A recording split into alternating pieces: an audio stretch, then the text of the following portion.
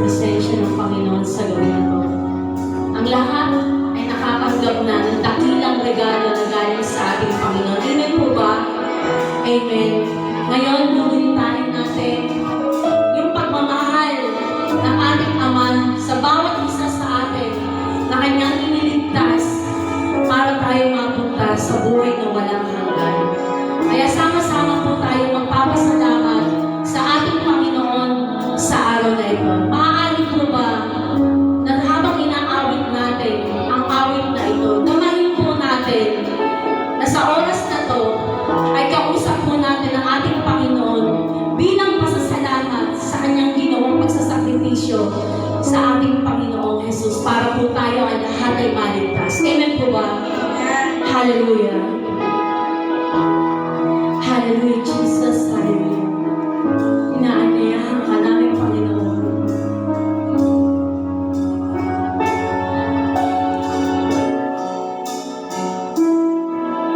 O Diyos, Ikaw tunay na dakila sa mundo. Ikaw ang hari na mahal.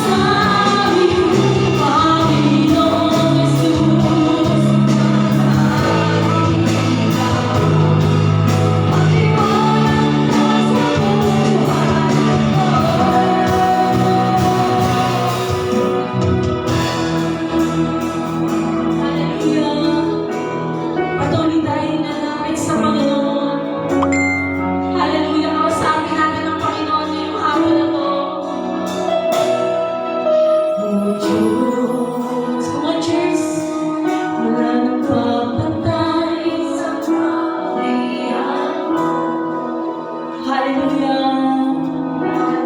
Come on, church.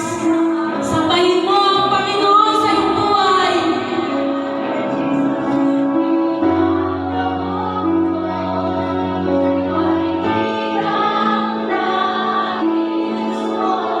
Come on, church. Shout to the Lord. Diyos ka.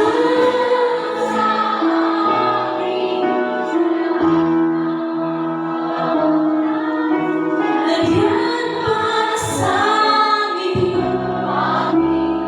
Hallelujah.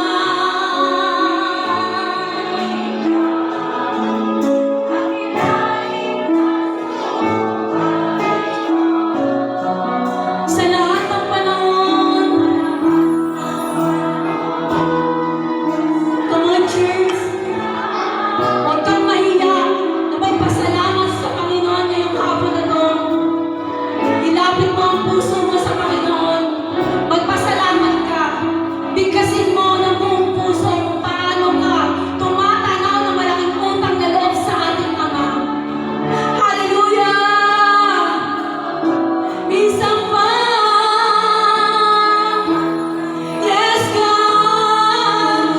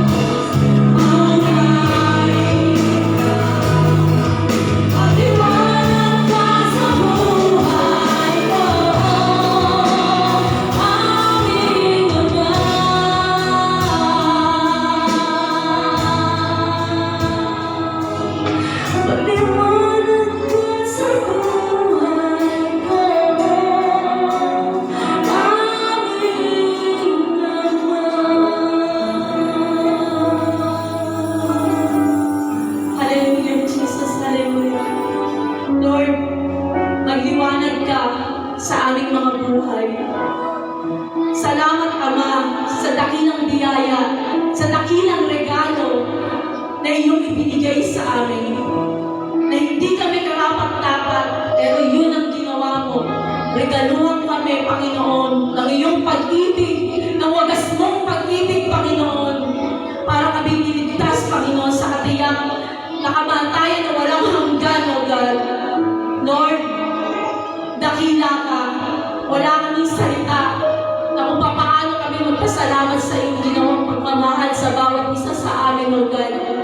Kaya Lord, sa hapon na ito, hayaan mo na sambahin ka namin, na itaas ka namin sa aming mga buhay, at pasalamatan ka namin, Panginoon, kung paano mo kami siligtas sa kasalanan mo, God. Kaya Lord, hayaan mo na itong hapon na to ay ikaw ang aming mapaglingkuran, Panginoon. Gamitin niyo lamang po kaming instrumento, O God. Salamat, Ama, sa iyo po ang pinakamataas na papuri, pasasalamat at pagsamba sa tanging pangalan lamang po ng iyong anak na si Jesus. Ang lahat ay magsabi ng Amen. Palakpakan po natin ng isang malakas na palakpakan, Panginoon. Hallelujah.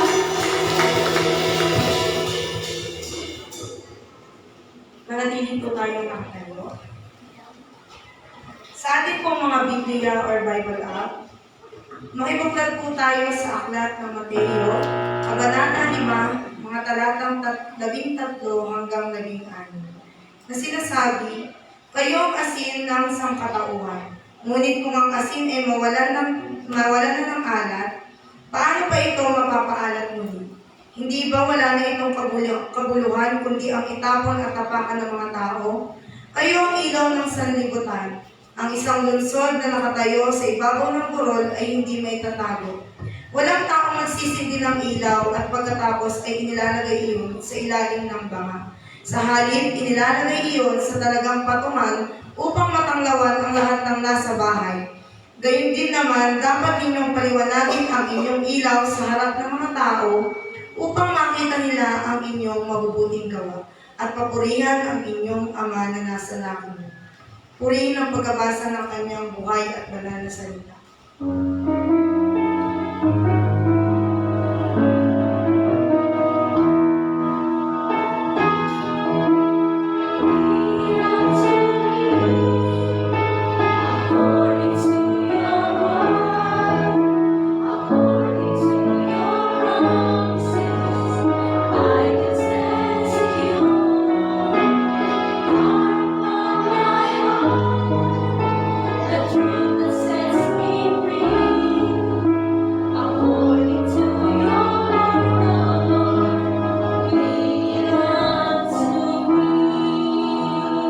Maaari na po magsalita.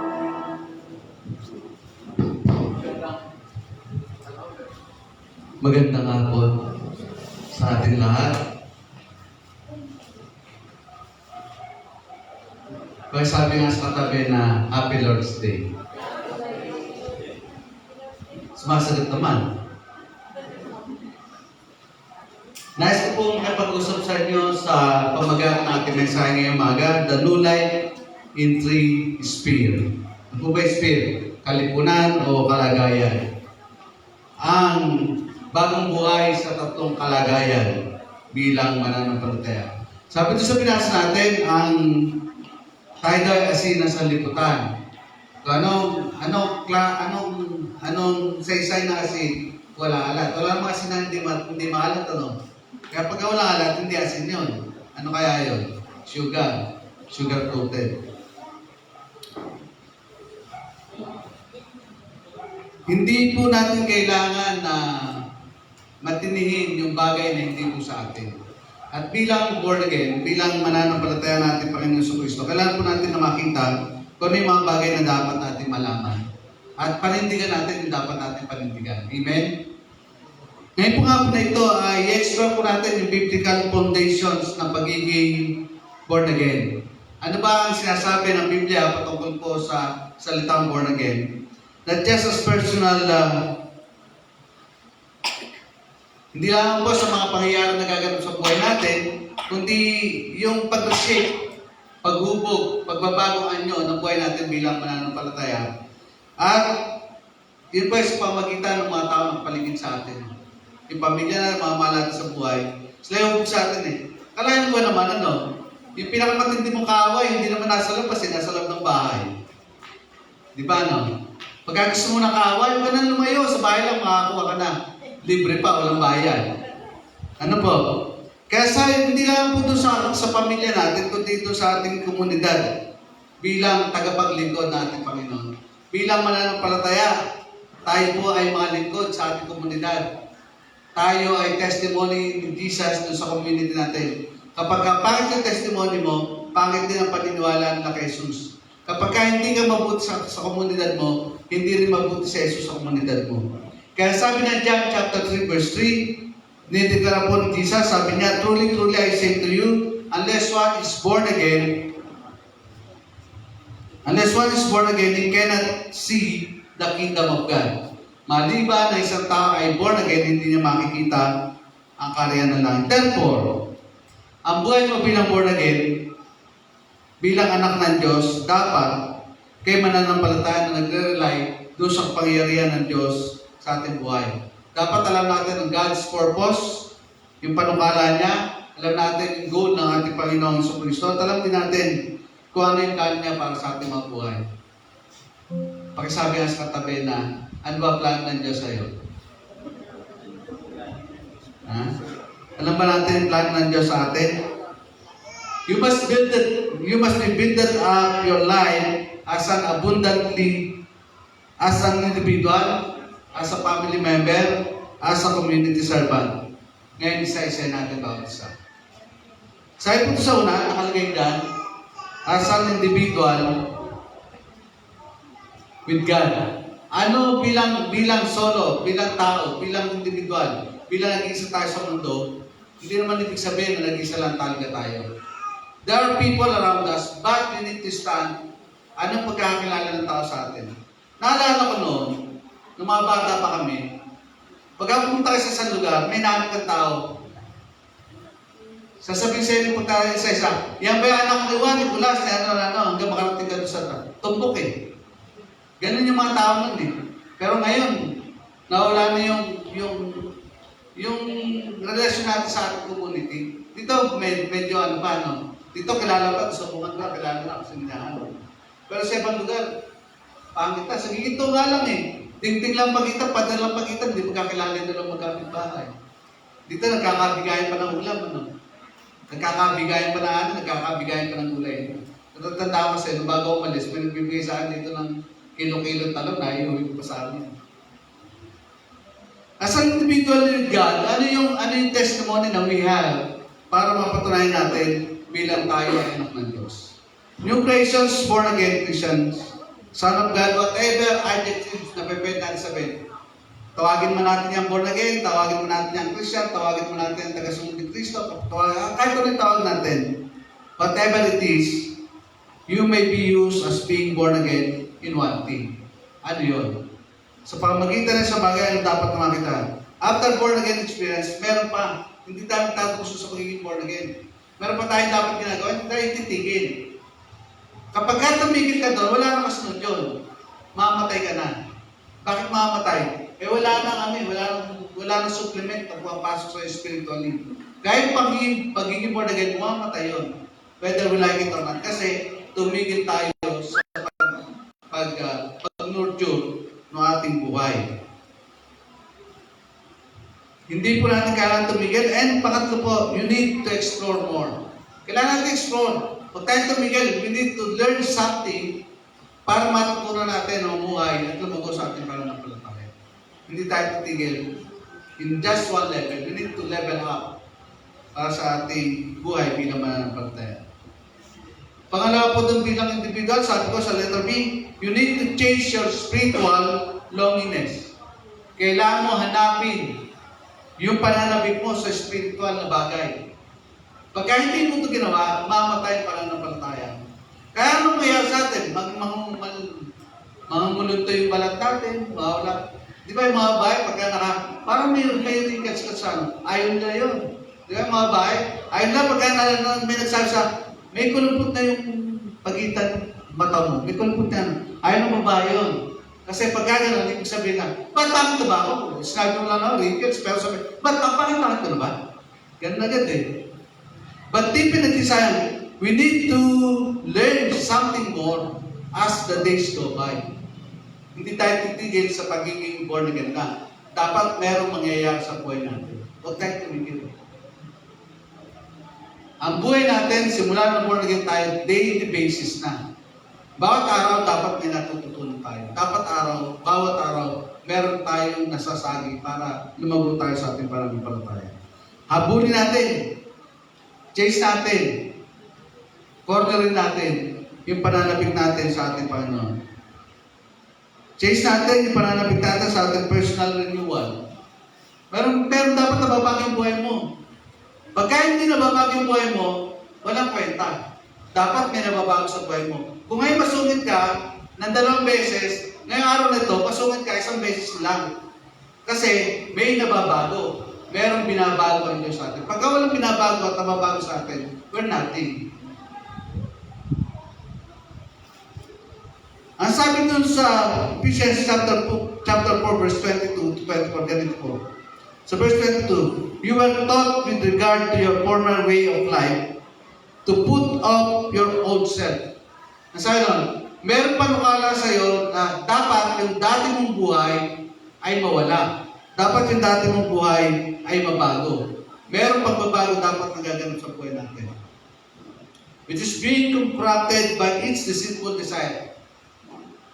Yung desire natin, yung nagdadala sa atin para magkasala tayo. Yung desire natin nagdadala. Wala namang kasalanang malaki. Yung ba yung nasunog na bahay sa nagsimula? Sa maliit lang. Yung nasunog na building sa nagsimula? Sa maliit na sunog lang. Minsan, kung sa tinitira namin may nasunog, ang reason, kandila na hindi napatay. Kandila lang pero nakasunog. Kaya nung lingkod, dahil kandila dito, pinatanggal ko ba, masindihan natin. Yung binyag ni anak ni Brian. Ang dami kandila. Ano yan? Sa verse 23 sabi na, to be made new in the attitude of your minds. Sa verse 24, and to put on the new self, created to be like God in true righteousness and holiness. Dapat napapalitan yung lumang pagkatao at napapalitan ang bagong pagkatao. Ang sabi dito, created to be like God in true righteousness and holiness. Merong katotohanan na mali. Merong kabanalan na mali. Kaya sabi dito, true righteousness and holiness. Merong fake. Lalo nga, uso mga fake news ngayon. Yung katotohanan dapat makita natin bilang mga anak ng Diyos. Sabi ng Ephesians chapter 4, verse 22. Chapter 4, verse 24. It should be created to be like God in true righteousness and true holiness. Anong klase na meron? Sabihin nga natin, true holiness. Pagkasabi sa tanong, true holiness. Tanong niyo ulit, ikaw ba yun? Yung totoong banal, yung totoong makatwiran. Dapat ito yung nangyari. Sabi nito yung sa verse 23, inaalis, pinapalitan yung lumang pagkatao, pinapalitan ng bagong pagkatao. At hindi lang basta bagong pagkatao, kundi sinasabi ito, totoo. Totoong pagkatao, totoong kabanalan, at totoong katwiran. Another thing is your personal regeneration. Hindi lang mababago. Merong magaganap na kakaiba. Yung regeneration, hindi ito basta-basta nangyayari. Unless we allow God to make an event sa buhay natin na magkaroon ng regeneration. Ano po sabi sa Titus chapter 3 verse 5? He saved us, not because of righteous things we have done, but because of His mercy. Hindi tayo naging banal, hindi tayo naging mabuti dahil magaling tayo. Hindi ka naging mahusay. Hindi ka naging magaling dahil mahusay ka. Kaya ka naging mahusay, kaya ka naging magaling. Kasi may gustong gawin ng Diyos sa inyo. At ang sabi rito, we have done but because of His mercy.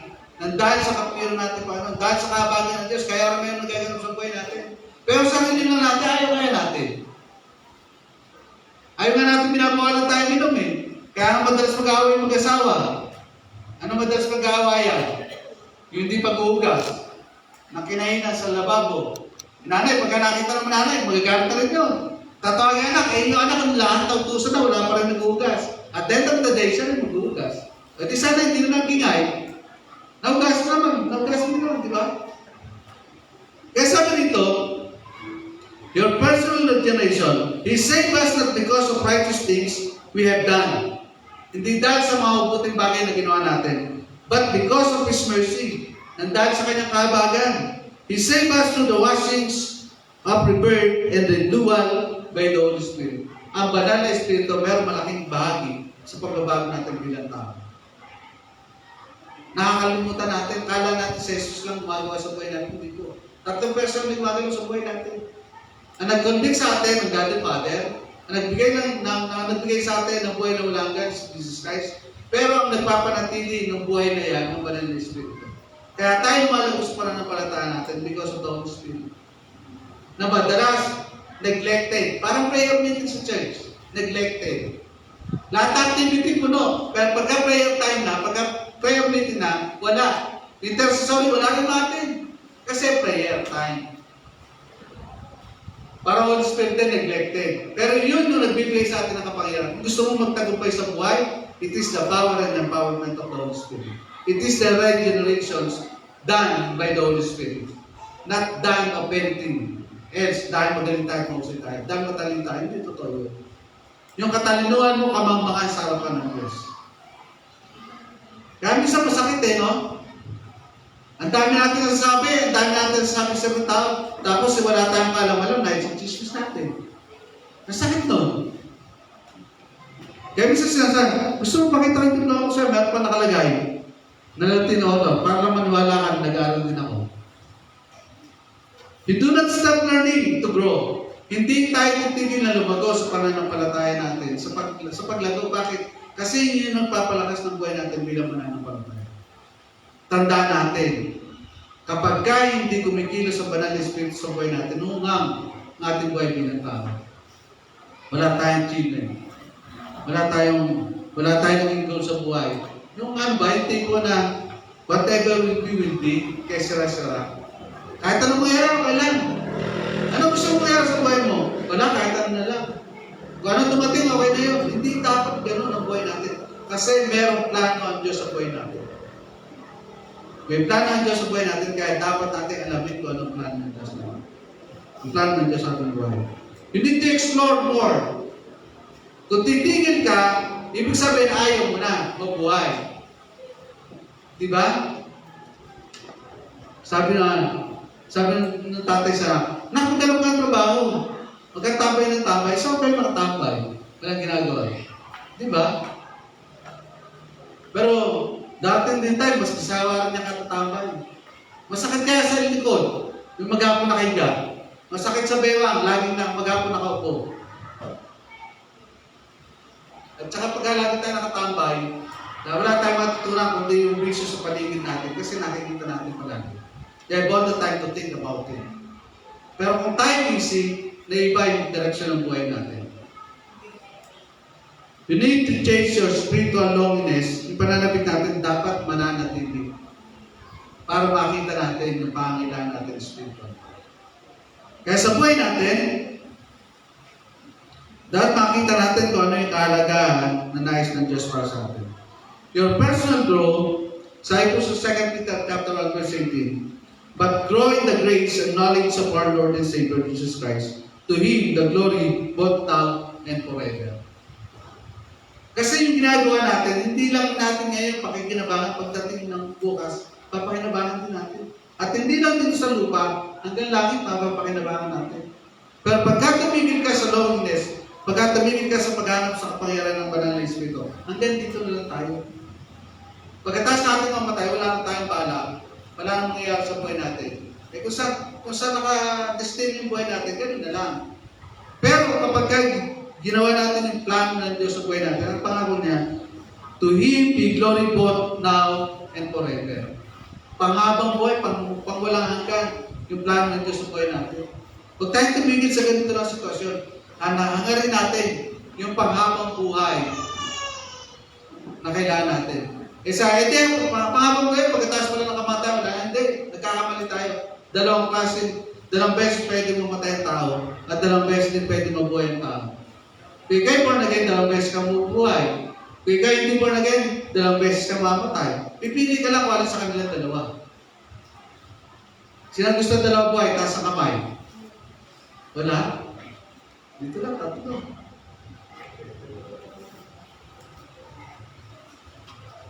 Kapag ka namatay tayo, kilala natin ang Diyos at kilala tayo ng Diyos, dalawang beses tayo mabubuhay. Pagkatapos ng kamatayan, mabubuhay tayo din para pumunta tayo sa langit na tahanan ng Diyos. At doon natin makikita yung sinasabi sa John chapter 14, verses 1 to 4, na palasyong inilaan ng Diyos para sa kanilang. Pero kung wala tayong relasyon sa ating Panginoon, dalawang beses tayo mamatay. Pagkatapos natin mamatay tayo ulit. Kasi yung ating kaluluwa pupunta sa impyerno. At doon habang buhay na yun. Kahit silingin mo na, Diyos ko, patayin mo na ako. Kahit kayong patayin lang, patayin na ako. Mawala lang ako dito. Kaso hindi ka naman, kahit ilang beses kang patayin, mabubuhay ka pa rin. Pero nandun na yung habang buhay na parusa, idadanasin mo sa impyerno. Living all simple ways for a life of holiness and purpose. Yung pagpili mo sa buhay na walang hanggan, dahil gusto mong mabuhay na may kabanalan at may layunin. Ano ba layunin ng buhay natin? Di ba wala namang tao sa mundo ito na nangarap na gusto ko maging mahirap. Gusto ko yung hindi kumakain ng 3 beses. Wala namang ganun eh. Pero magaling dito. Ayaw kong baguhin yung buhay ko kasi gusto ko yung naghihirap ako, nagdidilig sa akin. Wala namang ganun eh. Ay gusto ko yung trabaho ko, yung mahirap. Ako nga, nagsimula mag-win eh. Nung lumabas ang maras ko, tinigilan ng nanay ko eh. Gusto mong trabaho kasi namatay tatay ko, wala naghanap buhay sa amin. Gusto mong trabaho, kaya lang katao ko, hindi kaya. Kaya sabi ko, simula nun, magsisikap ako na hindi magkaroon ng trabaho na mahirap gawin. Kaya hindi ako nag-ipiyan maghabang-habang panahon. Nangarap kasi ako. Nung nangarap ako, nabago yung buhay ko. At nung nabago yung buhay ko, sinabi ko, Lord, it is you. Dahil sa iyo, nabago yung buhay ko. Hanggang ngayon, ganun pa rin yung pinapangarap kong buhay. Wala namang tao may gusto na, ay gusto ko maging kriminal ako. Wala namang ganun. Meron pa magulang pagkasabi niya, ay anak, paglaki mo, ikaw ay katulad ni Diskaya. Wala namang ganun nangangarap, di ba? Na kahit saan pumunta, tingin siya ng tao, makakama kasi maling ginawa mo. Di ba nakakatuwa? Tumakbo pa ng mayor para lang i-boost yung sarili niya. Nagmalaki pa, nagpa-interview pa, para lang i-vulgar na siya ang may problema at umawak ng malaki halaga ng flood control. Eh kaso, yung mayor na napaglingkuran niya, totoo sa buhay, bata pa lang pinapanalangin ng nanay. Habang lumalaki na born again, gumraduate sa Ateneo de Manila na isang Christian, isang born again, pinagmamalaki ng nanay. Nung tumakbo ng mayor, ayaw ng nanay kasi baka mapalitan yung kanyang imahinasyon. Yung kanyang image ay mapalitan. Mula sa pagiging born again, mapalitan. Ang dami kayang ganun. Pero pinanindigan niya that God is calling him to be the father of his city. Ngayon, ginagawa ang siyudad ng Pasig. Pero pinakamalaki magiging munisipyo. Pinakamaganda, pinaka-advance na munisipyo. Iba gusto na tumira ng Pasig eh. Dati na ayaw wala Pasig eh. And gusto nila doon tumira. Iba wala na tao sa ibang lugar. Tatlo yung minapantay natin ngayon dito bayan. Yung mayor ng Baguio na naging congressman. Yung Manila, kaso na yung pa rin yung direksyon ng Manila. Sa administration, okay pa rin naman. Ngayon kami nga, inanong pa, inaalam ko kung si Magalong ay kapatid ni Dave Magalong o related sa akin Dave Magalong na composer ng Papuri singer. Nalaman natin, pero wala pa rin. Nagkahan, yung mga natatanong ko, wala silang alam pa rin. Hindi ko na makakontak si Dave Magalong. Si Dave Magalong po kasi ngayon nagpapastor na isang simbahan. Living out simple ways for a life of holiness and purpose. Yung buhay natin dapat hanapin natin na mamuhay ayon sa kabanalan at katwiran ng ating Panginoon.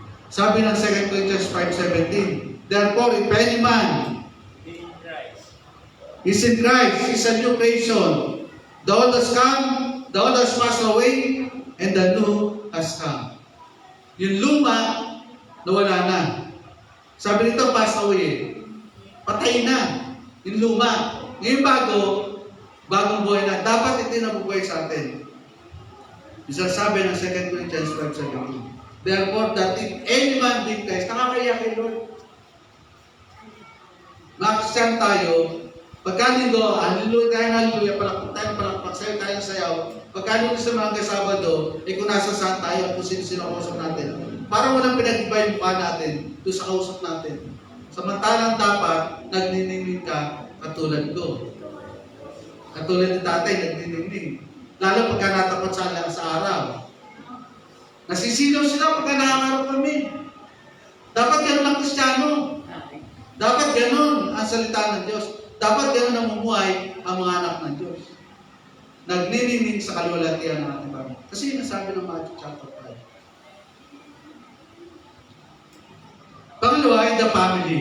Paano tayo nagiging testimony sa pamilya natin? As a loving servant.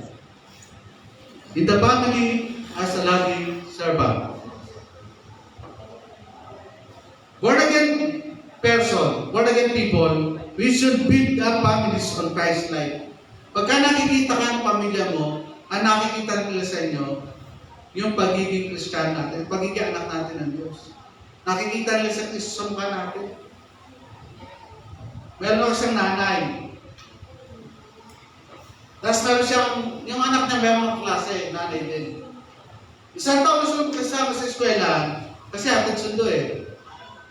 Pagpasok sa umaga, iwanan nila, babalik sila, may dala silang tanghalian. Tapos hintayin nila paglabas. Akalain mo isang taon silang magkausap doon.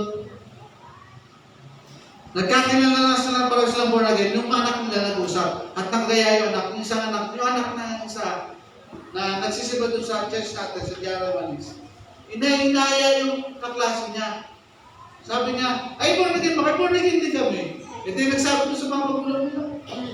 Sabi niya, Mami, born again pala siya, ano? Sabi na siya, Nanay, born again pala siya.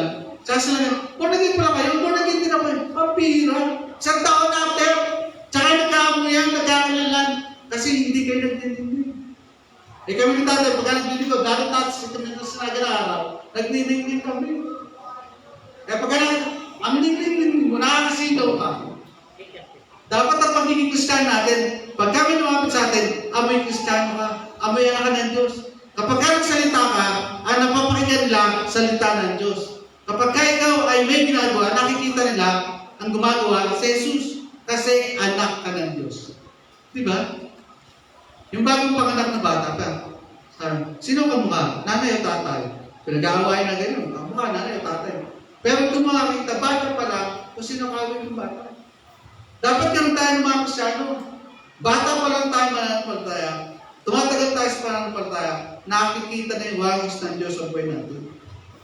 A born-again person builds families on Christ's life.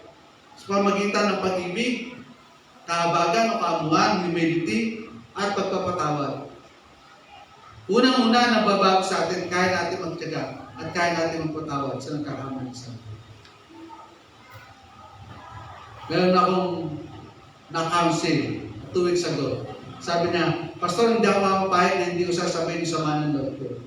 Eh pagka nasabi mo ba, may mangyayari. Pero magiging maganda resulta. Wala pa akong pakialam. Basta nasabi ko sa akin. O di ba niyo wala? Kumuha ka na lang kutsilyo. Paglapit mo, pagsaksakan mo, tsaka magtatagayin. Tsaka umalis. Ganun yung gagawin mo. E napag-isip-isip siguro, nag-message sa akin ulit. Pastor, hindi ko na gagawin. Pag-pray ko lang. Tama lang. Modeling servant leadership at home. Dapat tayo nagmumodel ng pagiging Kristiyano sa bahay natin. Hindi pagka yung galit yung kasama mo, galit ka rin. Ikaw pa naman yung born again. Ikaw pa naman yung pagka nasa simbahan palakpak ng palakpak. Kaya kami ano ito, pagka nagsayo, talagang sakot lang. Ako eh. Tapos biglang nagkaroon ng problema. Siya ang una-una. Lagi may comparison, laging meron na siya. Eh, yan ang magaling. Pagkaling mo lang born again. Pagkaling mo na isang Sabado, born again. Nasusunog na. Modeling servant leader at home, sabi po sa Ephesians chapter 5 verse 25. Inuutos po ito. Sabi, inuutos na Jesus sa atin. Sabi po sa verse 25, Husband, love your wives as Christ loved the church and gave himself up for her. Ano sabi? Sabi naman ng mga ba, uy, pasaya, pakinig ka. Ang sabi na Ephesians chapter 5 sa mga asawa ng mga lalaki, love your wives as Christ loved the church and gave himself up for her. Kasi po, pagdating ng panahon sa second coming, ang pakakasalan ni Jesus ay hindi naman babae, kundi yung Church of Christ. Kaya tayo, pagdating ng panahon, yung church, hindi siya physical na babae, pero siya yung pakakasalan ni Jesus para dami sa langit. Ngayon pinapakita rito, kaya hindi tulad ni Apostol Pablo sa isang mag-asawa, ang simbahan, tsaka si Jesus. Kaya sabi ni Paul, husband, love your wives. Paano daw natin mamahalin yung asawa natin? Katulad ng pagmamahal ng Diyos, pagmamahal ni Kristo sa kanyang asawa, ay sa kanyang iglesia. Gaano ba kamahal ni Jesus ang iglesia? Diba? Tingnan yung mga laman ng church. Yung ba nasa loob ng church, mabubuti? Hindi. Yung ba nasa loob ng church ay mapagpakumbaba? Hindi. Yung ba nasa loob ng church ay walang problema? Hindi. Lahat sila nasa loob ng church. Kasi lahat sila kailangan ng Kristo. E pagka nagsama-sama tayo dito, yung mainit yung ulo kasi inaway yung asawa. Ito naman, mainit ang ulo kasi pinagalitan ng nanay. Yun naman ay mainit ang ulo kasi meron pamilya may sakit. E pagka pinagsama-sama rito, at pairalan natin ay yung isip at yung utak ng pagiging tao, wala tayong magiging pagkakasundo. Magbabaga tayo hanggang at the end of the time, bago tayo mag-aalisan, lahat tayo magkakaaway.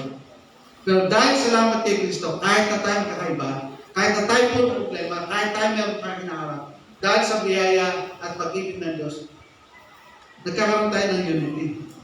Nagkakaisa tayo. Paglabas natin, Kahit may problema ka, paglabas natin, masaya tayo. Bakit? Kasi kasama natin si Jesus. Ngayon, pagka lumabas ka dyan, na punong-puno ka ng problema, pumasok ka punong-puno ng problema, at lumabas ka, nagdagdagan ng problema mo. Ganun bumalik. Pero ito ang challenge ko. Pagka ang Diyos tumubuhay sa puso ninyo, at ang Diyos nakita nyo sa lugar nito, okay, malis. Ano ba ba yan? Lugar nito. Kasi dito lalapit ang Diyos sa inyo. Dito ibubuhos ng Diyos ang biyaya sa inyo. Dito ipagkakaroon ng Diyos ang lahat ng pangailangan nyo for the rest of your life. Kaya sabi ng Ephesians chapter 5 verse 25, mga lalaki, ibigin ninyo ang inyong asawa katulad ng pag-ibig ng Diyos sa kanyang simbahan. Dapat ganun gawin natin. Sabi ng isang member ng church, Pastor, ang galing mo rin, ano? Hindi ka patas. Sabi ko, ano? Hindi ganyan. Lahat patas yan. Baka ikaw lang hindi patas. Kasi, yung gusto mo lang marinig, yung gusto mo marinig, yung gusto sabihin para sa'yo, yung gusto mo sabihin. Yung ayaw mo, huwag mo sasabihin kasi mag-aaway tayo. Dapat hindi ganun. Ang isang taong gusto mabagong buhay, marunong magpasakop, marunong tumanggap ng pagkakamali, marunong umamin ng kanilang mga kasalanan. Bakit sabi sa kapatid, may kirot na ba? Kasi may kirot na ba? Sumasapol na ba? As Christ loved the church, as He gave Himself for her.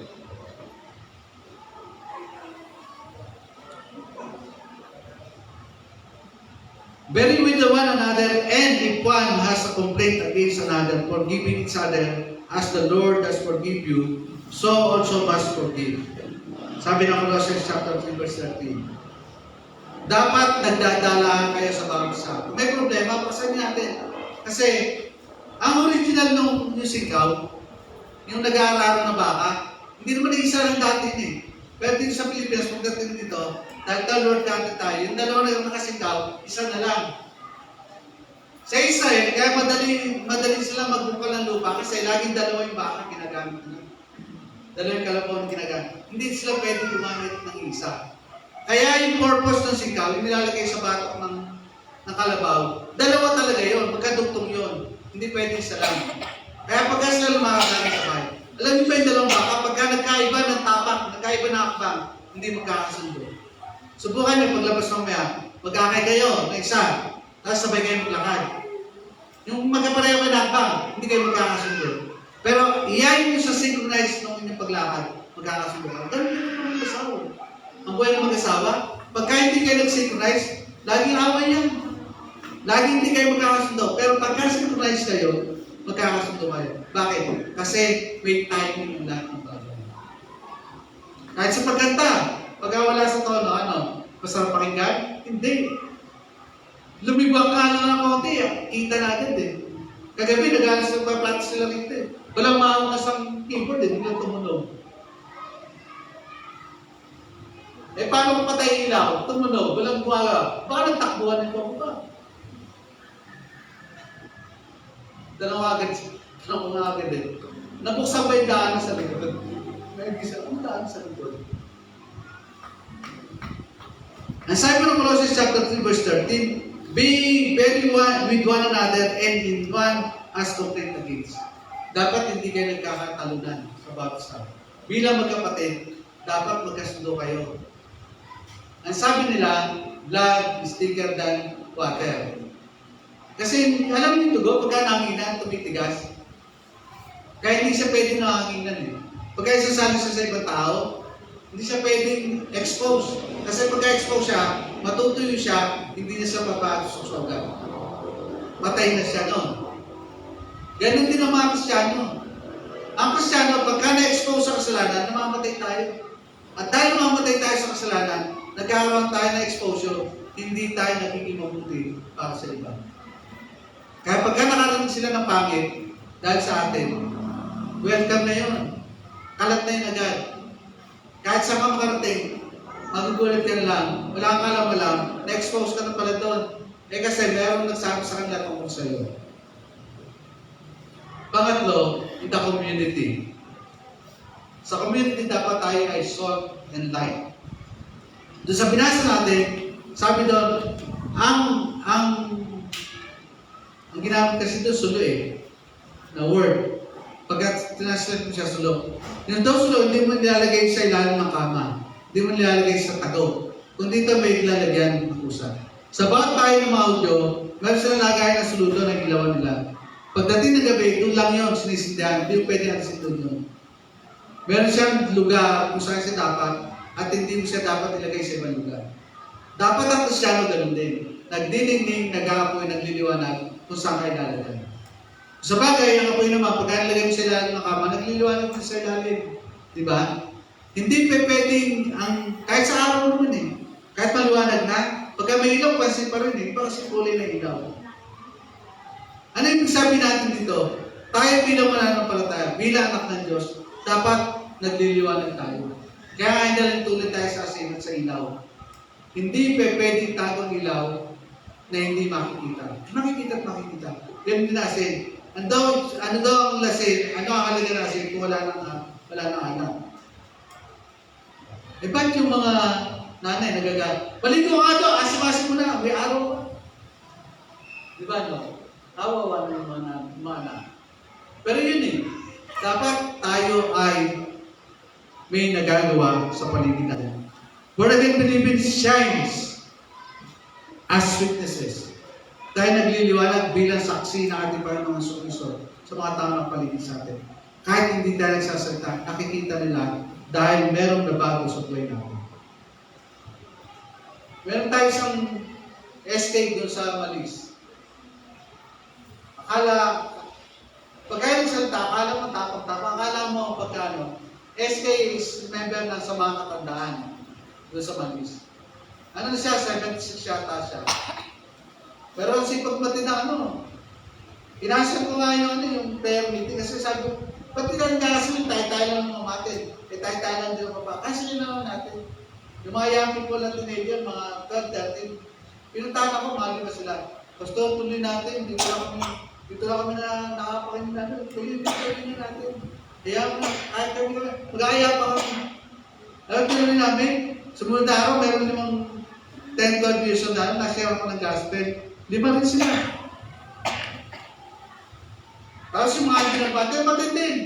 Kailangan pala, medyo Ayan. Meron pa nakakapigan, meron pang Boldak din, paano ba tawag ito? Nakalimutan ko na. Hindi naman, nagdatinan Kailangan mo pala magulate. Shine as witness. Second, serving others selflessly. Kapag naglilingkod tayo, hindi natin sinasabi sa iba. Naglilingkod tayo, gumagawa tayo, dahil gusto namin gawin yung ginagawa natin.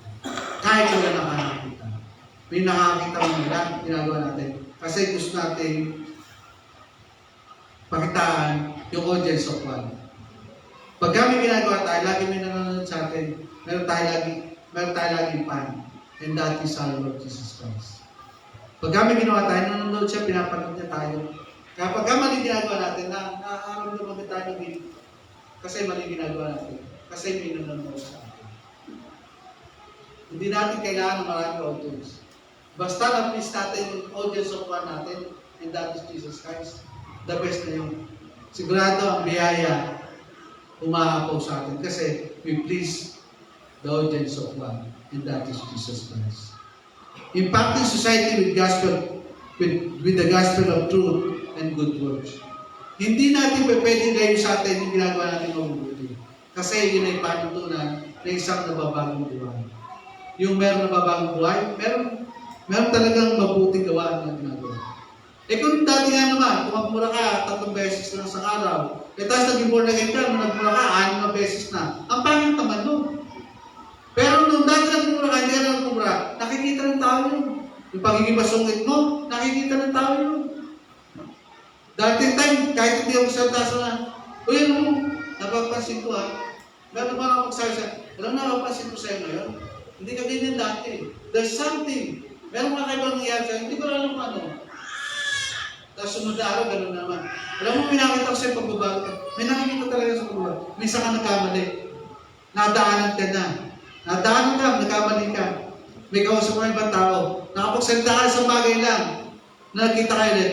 Alam mo, nakita ko sa iyong pagbagan, hindi ko alam, nalaman ko na ngayon. Ganon ka pala kasakit magsalita sa mga tao. Yung ganon ka pala klaseng tao, ang pangit na ugali mo. Isang beses lang yun. Why? Because ang tingin nila sa mga Kristiyano, sa mga born again, hindi marunong magkasali. Di ba mo lagi ka ng ganon ka? May hawak na glue. Hindi ganon ang pagiging santo. Ang pagiging santo, yung may nababago sa buhay natin araw-araw. Yun yung sinasabi ng 2 Corinthians 5:17. Meron tayong nagagawa sa komunidad natin. Meron tayong nagiging influensya sa mga komunidad natin. Pagka nagsalita ka, nakikinig sila sa iyo. Hindi sila nakikinig dahil pagka hindi sila nakikinig, baka ano sabihin mo. Pero, kung kayo nagsasalita, meron nababago sa buhay nila, may impact ka. Hindi ka naging impacto. May impact na nangyayari sa paligid mo. Kasi merong nangyayari sa iyo. Di ba? Nasa pakinggan pa lang sabi sa'yo, kaya alam mo, ang sarap mong magsalita. Pagka nagsasalita ka, parang gaan-gaan ang pakiramdam ko. Ba't pagka kayo nagsasalita, nakikinig sila? Ba't pagka ako hindi? Ano kasi pagkakaiba? Kasi ikaw anak ng Diyos, sila hindi. Pagsabi sa kanya, gusto mo bang may mabago? Kung gusto mo may mabago, dapat may babaguhin ka sa piling ng Lord. Sabi po sa Matthew chapter 5 verse 16, at ito ay in-urge niya, hindi niya pinipilit, pero sabi niya, gawin mo ito. Ito ay utos. Let your light shine before others so that they may see your good works. Kailan makikita ng ibang tao yung mabuting bagay sa atin, yung mabuti natin ginagawa? When your light shine. Pero habang hindi ka nagdininig, walang makikita ang pagbabago sa iyo. That they may see your good works and give glory to the Father who is in heaven. Kasi meron tayong audience of one. Habang nanonood ang Diyos sa atin at may nababago sa atin, meron din ibang buhay na nababago because of us. Pag kami nabago ng buhay ng tao ng dahil sa iyo, meron ginagawa ng Diyos sa buhay mo. Ang masaklap at nakakalungkot, pagka nababalitaan ko, yung dating ikaw, iba na yung ginagawa ninyo. Pag po kami galala, hindi ako nag-English talaga. Nagtatanong-tanong lang, kumusta na si ano? Ay, pastor, ganun pa rin. Ay, pastor, nung dati, ngayon wala na. Pag po kami galala, hindi po ako nagtatanong. Gusto ko lang kasi nakikita at nalalaman ko ano nangyayari sa inyo. Ganun po kayo pa ba? Kahit ang sa ibang lugar ako. Kaya pag sinabi sa akin, hindi ako nakakatagit talaga sa Douglas. Kahit naman nagsabi sa akin, pastor, sabi sa akin, hindi ka namin pwede papuntahin sa Douglas. Sino may sabi? Hindi naman siya. Hanggang hindi si Pastor Jojo nagsasabi, hindi pwede, mangyayari po ninyo. Sabi ko, wala akong ginawa sa Douglas. Para hindi ako papuntahin doon. Ngayon, pupunta sa, Pastor, pupunta pa ako sa Douglas. Ngayon, saka, Nueves, sa Linggo. Sige.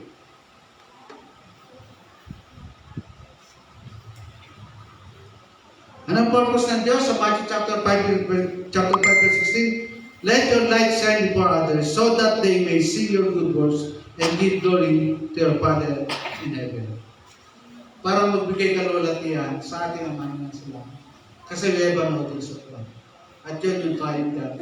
Lagi tayong pinapunin. Nakikita ng Diyos pagka nangingirapan ka. Nakikita ng Diyos pagka nagtitinta ka ng daing.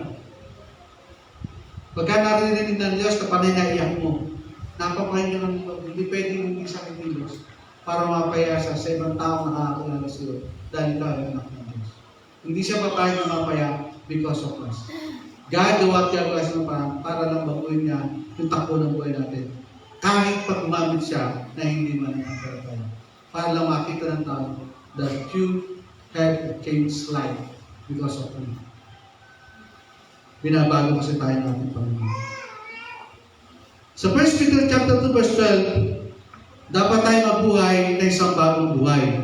Live such good lives among the pagans, that though they accuse you of doing wrong, they may see your good deeds and glorify God on the day of His visit. Diba? Kahit na nakikita ng mga tao, meron mali sa'yo. Meron kang maling ginagawa because they saw Jesus in your life. Hindi nila napapansin yun. Ang nakikita nila, pagiging born again mo. Kahit ano pa, kasi yun ang sabi ng 2 Peter. Kasi meron ginagawa ang Diyos sa buhay. As long as God is chasing us, hinahanap tayo, binabago tayo ng Diyos. Gusto niya pagbago tayo, pagbago tayo. Because when the time comes, pagdating natin sa langit, lahat ng ginagawa naman natin dito, practice lang yun. Pagdating sa langit, gagawin pa rin natin. Lahat ng ministry sa lupa, mawala. Maliban sa praise and worship. Kaya ganun ka-crucial yung praise and worship leader. Hindi natin alam kung si Rosel kasama pa doon sa langit ng worship leader. Hindi natin alam yun. Pero sa langit, ilang matitirang ministry. Lilipas yung pagiging pastor, lilipas yung pagiging missionary, lilipas yung pagiging propeta, yung pagiging evangelist, mawala yan. Yung fivefold ministry, mawala lahat yun. Pero yung paglilid ng praise and worship, hindi, tsaka prayer. Yun lang gagawin natin sa langit pagdating natin doon. Kaya dito nagpa-practice tayo. Paano ka magpa-praise lang kung wala kang alam? Kung hindi ka nakapractice na nag-assign dito kung paano mag-pray. Paano ka sasabay sa langit na non-stop na praise and worship? Kung tapos lang sa'yo doon, hindi ko alam kung paano. But then, ang sabi doon, wala tayong gagawin kung kundi magpuri kayo. Sa bahagi ng paglilingkod ng isang Kristyano, ang pagpupuri sa Diyos. Di ba pinakamalapit yung praise and worship? Yun lang gagawin natin. Ano pa yung pinakamalapit na magpupuri tayo sa Panginoon? Pananangin. Yun yung dalawang bagay na nakikita ko lang na malapit sa gagawin natin sa langit ng pagpupuri sa ating Diyos. Pag-awi at pananalangin. Wala na ito. Yung pangangaral, matatapos yun. Pagtuturo, matatapos yun. Yung pag-misyon, matatapos. Ngayon nga, tapos na yung mission eh. Pagka dumating yung isang missionary sa isang lugar, nakakita siya palagi ng tao na nakapakinig na salita ng Diyos. Kaya yun lang ang purpose ng salita ng Diyos. Ang sa'yo, pangalat ninyo ang salita ko sa lahat ng lugar, sa lahat ng tao. Yun ang goal ng Jesus, may pangalat yung salita niya sa lahat ng tao. Akalain ba, bundok na. Mga tribal na nakatira, nakapakinig na ng salita ng Diyos, may mga mislang na sa kanila. Ibig sabihin, matatapos talaga lahat ng ministry, maliban sa pag-awi at pananalangin. Dapat yun ang pinag-aaralan natin. Dapat pag-prayer meeting natin, maraming mate. Ang sabi ko nila, na nag-aaral ako sa seminary, isa lang ang totoo na mga member ng church. Umattend ka kapag ka-prayer meeting. Pagka yung dumating sa prayer meeting ko sa tao, yun lang, yung totoong member ng church. Wala pang 1/4 nung ma-attend ng attendance. Nung malis ako dito, ang attendance natin umabot ng 70 plus. Unti-unti na wala. Kailan yung prayer meeting? Dahil na dito, nung ma-attend ng prayer meeting, nasa dalawang, puro young people pa. Dati tayo, no? Yung ma-attend ng intercession natin, konti na kasi magpe-pray. Puro young people pa, babata. Nasa elementary pa, ma-attend ng intercession. Ngayon, nandun pa rin sila. Matatandaan na, nasa high school na, nasa intercession pa rin. Tandaan nyo, ilang matitira na gagawin natin sa langit. Pananalangin at pagkanta. What is the purpose of a good life? Anong layunin ng mabuting buhay? To see your good deeds. Makita yung mabuting ginagawa mo and to glorify God. Wala nito tayong dapat bigay ng pagpupuri sa ating Panginoon. To see your good works, ng mga tao na paligid sa iyo, and to glorify your own God. Meron tayong Diyos na gusto natin papurihan at sambahin. Bilang pagwawakas po natin niya mga kapatid. In every spirit, sa bawat kalagayan at katayo ng ating buhay, it's either self, it's either family, it's either our community, being born again call us to live a Christ ambassador. We are told to be the Christ ambassadors. Pagka sinabi ambassador, ikaw yung tagapagdala ng kaluwalhatian ng ating Panginoon sa Kristo. Let us commit today. Commit natin sa sarili natin. Sila gusto pumunta ng langit, taas sa kamay. Gusto pumunta sa langit. Pagka gusto natin pumunta sa langit, we will commit to prayer, and we will commit to praise and worship. Hindi natin alam, baka pagdating sa langit, solution, wala doon eh. Kasi hindi marunong mag-pray. Pero dahil dito, nandito pa lang tayo, marunong tayo mag-pray, marunong tayo mag-worship. Pagdating sa langit, sanay tayo. Sanay tayo non-stop na worship. Sanay tayo ng one night na non-stop na worship. Walang tigil. Eh dito, dati marunong kami sa'yo, kahit kumagano-gano lang. Ngayon, parang toda ng kawalan. Ang binabago talaga. Kaya lang yung baka kayo. Naman dito sa kulpito, matigas. Kaya yung tuod, hindi na mabalakot para umindak ng konti. Dati may pumapalakpak na eh. Ngayon wala na ako narinig ng pumapalakpak. May nagbago talaga. Kaya lang hindi mo din ko. Kaya sabi sa tabi, balik natin yung dati.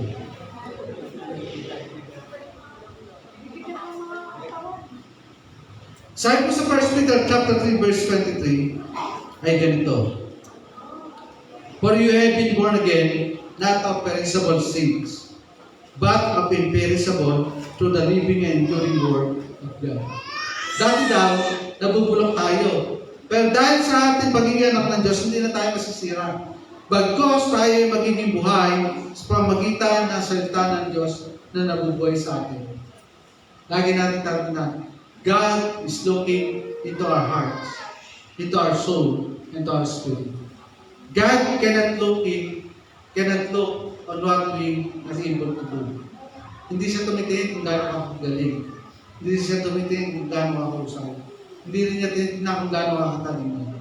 Ang tinitingnan ng Diyos, puso na naglilingkod sa ating Panginoon.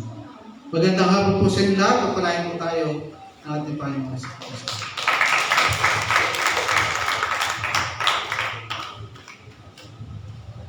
So pala rito kanya-kanya mic.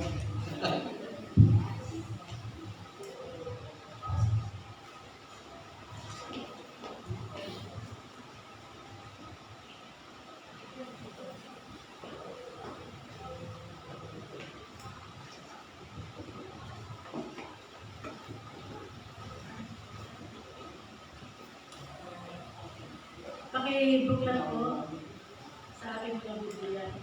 Yung Kawikaan, chapter 11, verse 24. 24, 8, and 25. Babasahin ko.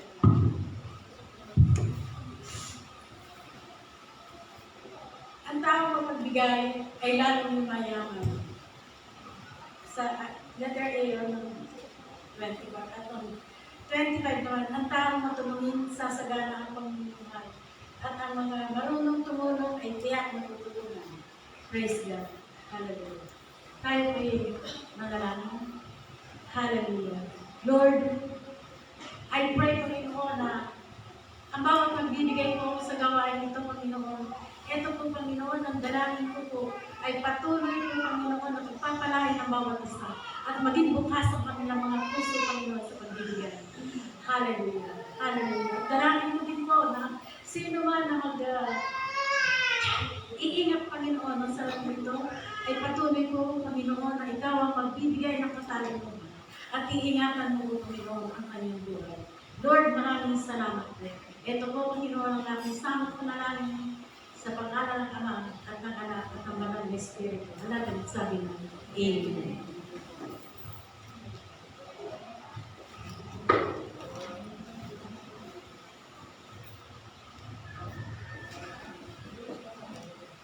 Ayan, bago po tayo dumako sa pangalawang yugto po ng ating gawain, meron lamang po tayong ilang announcement. Una na po dyan mga kapatid ng ating pong prayer meeting na ginagana po natin tuwing araw po ng Huwebes. Ito po ay cancel po muna. Ito po ay i-resume natin kasama po ng midweek service at Bible study sa January. I-announce na lang po namin kung anong araw po at anong oras po ito magre-resume. Lahat po ng ating gawain katulad po ng prayer meeting, midweek service at Bible study. Ito po ay ibababa po namin sa GC para po lahat po tayo ay aware. At para po sa ating Sunday service sa December 28, balik na po ang ating oras sa alas 8 po ng umaga. At sumunod naman po ang ating sambang gabi, di ba po? Nagkaroon po tayo in the past few nights ng ating po sambang gabi. Ang ating po sambang gabi ay last na po kagabi. At ito po ay wala na pong susunod sa ngayong taon po, no? Di ba po, ang ibang churches, ginagawa po ang sambang gabi ng 9 nights. So sa atin po, kumbaga ginanap lang po natin siya ng 5. Or let's say 4. Parang 4 po. 5. 5 nights. 5 nights na po natin yun po. Yan po. At sumunod po ay ang ating pong mga lesson. Lahat po ng mga lesson po natin na post, ito po ay i-resume din po natin next year by January po. I-announce po namin lahat po ng lahat po ng gagawin po natin next year. Baka by first Sunday po by January 2026 po ay i-announce po namin lahat po ng schedule, lahat po ng teachers, lahat po ng magle-lesson, lahat po ng Bible study, lahat po ng ating gawain sa susunod po na taon. Yun lamang po.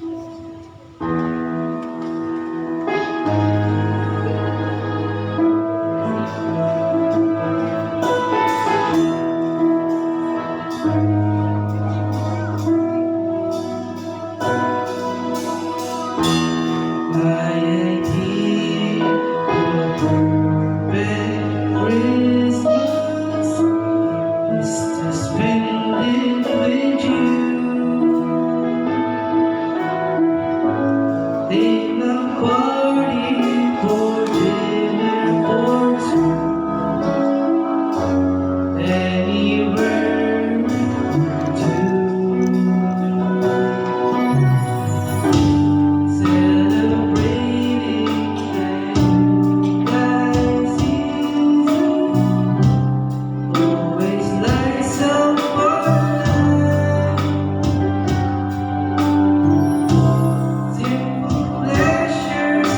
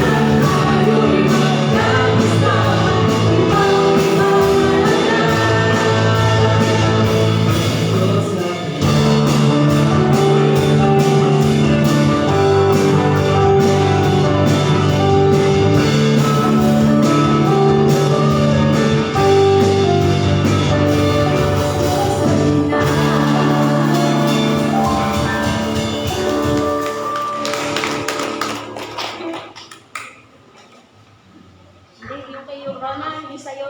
Na.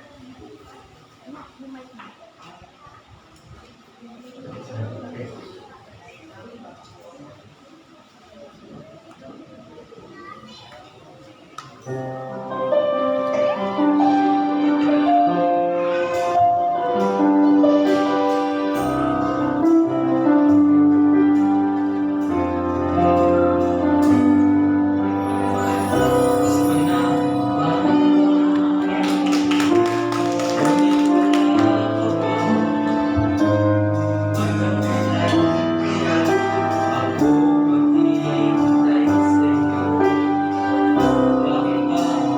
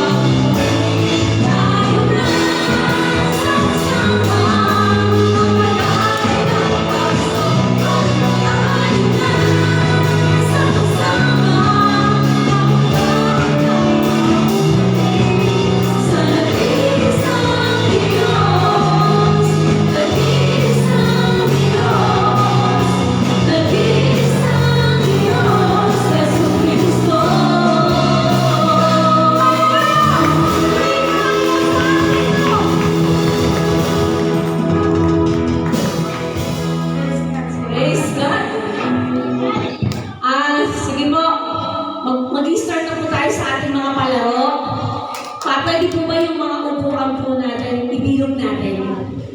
Yan. Tapos habang nagpapalaro po tayo, maya-maya lang po,